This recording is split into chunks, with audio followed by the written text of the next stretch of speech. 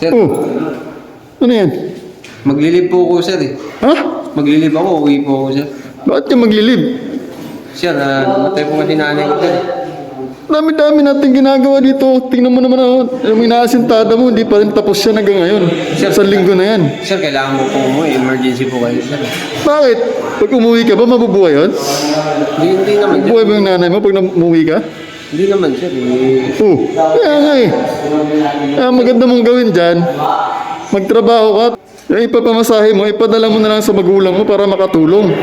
Sir, namatay po kasi nanay ko, sir. Kailangan ko po umuwi, sir. Kaya nga, yung pamasahe mo, yun na lang ipadala mo. Kasi wala rin eh. Uuwi ka. Hindi rin naman mabubuhay yung nanay mo. Sir, pirmahan nyo na lang po ito, sir. Hindi pwede. Hindi ko pwedeng permahan yan, no? Dami-dami pa nating trabaho ngayon. Sir, Alam mo naman, kulang na kulang tayo sa tao ngayon. alam ko po nga po, sir. Kaso nagkaroon nga po ako ng emergency, sir. Patay tayo dyan. Hindi nga pwede. Pag pinagpilitan mo pa na uuwi ka, bahala ka. Iaawol kita. Malis ka na nga dyan.